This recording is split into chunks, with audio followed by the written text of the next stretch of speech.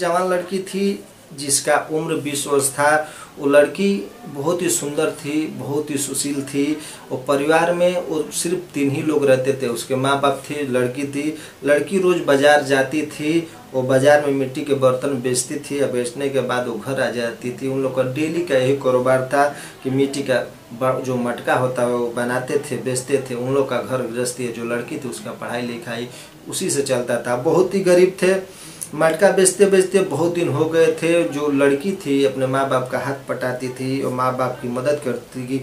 रोज वो मटका मार्केट में बेचते थे और जो भी पैसे मिलता था उसे अपना खर्चा वर्चा चलाते थे। धीरे धीरे जो निशा थी, निशा की उम्र बढ़ता जा रहा था। निशा शादी की उम्र हो जाती है। एक दिन जो निशा के माँ बाप बोलते हैं कि कितना दिन हमारे साथ मटका बेचोगी बेटी, एक काम करो हम तुम्हारी शादी कर देते हैं, अब तुम जवान हो चुकी हो।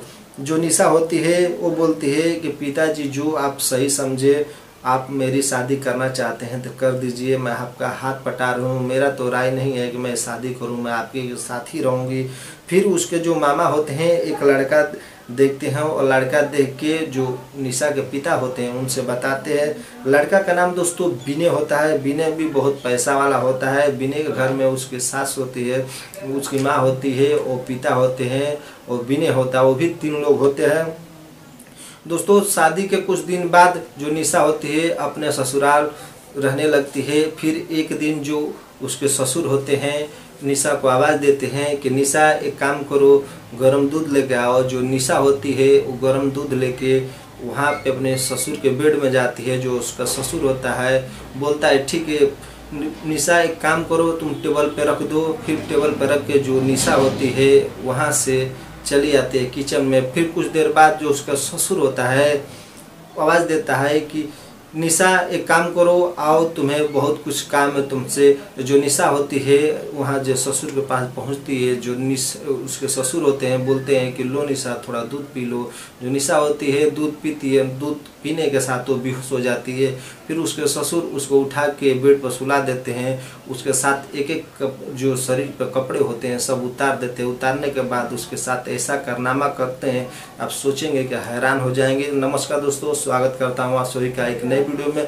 अगर आप लोग चैनल पर पहली बार विजिट करें तो चैनल को सब्सक्राइब जरूर कीजिए कि मेरा हौसला बुलंद हो सके। चलिए हम स्टोरी में आगे बढ़ते हैं।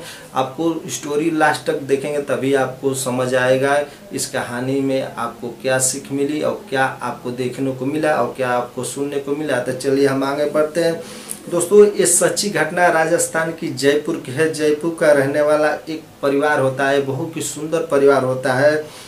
उस परिवार में आपको पहले ही मैं आपको बताया कि 3 ये लोग होते हैं या 3 वो लोग होते हैं। जो निशा होती है इसके माँ बाप होते हैं। जो विनय होता है उसका भी माई बाप होते हैं। उसकी बहन कोई नहीं थी। जो निशा थी इसका भी कोई भाई नहीं था। जो निशा का परिवार था बहुत गरीब था। जो विनय का परिवार था बहुत ही पैसे वाला, बहुत ही अमीर था। इन लोगों का बिजनेस का कारोबार था। बाकी इन लोग का एक बहुत ही सुंदर बहुत ढूंढ रहे थे। जो निशा थी उसे मिल ही गई। निशा को अपने बेटे से शादी कर लेते हैं और शादी के बाद बड़े हंसी खुशी से रह रहे होते हैं। धीरे धीरे दिन 6-7 महीने गुजर जाता है।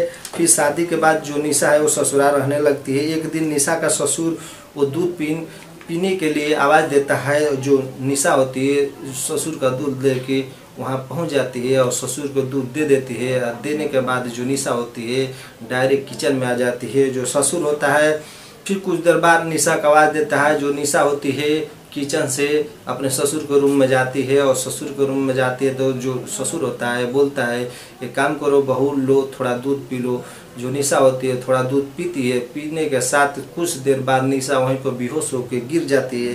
बेहोश होकर गिरने के बाद जो उसका ससुर होता है उसे उठा के बेड पर सुला देता है। वो दरवाज़ा अंदर से बंद करके उसके शरीर के कपड़े उतार के उसके साथ हवानियत और कृत्य करने लगता है। उसके साथ तकरीबन 1-1.5 घंटे तक संबंध बनाता है। और संबंध बनाने के बाद वहाँ से उठता है और दरवाज़ा खोल के बाहर चला जाता है। कुछ देर बाद जो विनय होता है काम करके घर आता है और आता है तो जब देखता है कि वो बेड पर सोई होती है तो बोलता है कि क्या हुआ, तुम्हें कोई परेशानी है क्या। तुम जो उसके पिता होते हैं तब तक वो घर के अंदर आ जाते हैं। बोलते हैं बेटा बहुत ही वो बेहोश हो गई थी, बेहोश होकर ज़मीन पर गिर गई थी, इसको मैं उठा के यहाँ पे सुला दिया। फिर जो विनय होता है ये बोलता है कि क्या तुम्हें दवाखाना ले जाना पड़ेगा। तो जो उसके ससुर होते हैं, उसके पिता होते हैं, ये बोलते हैं नहीं बेटा अभी ठीक है, वो थोड़ा चक्कर आ रहा था, ठीक हो जाएगी। फिर ये बोल के जो विनय होता है बाथरूम में चला जाता है।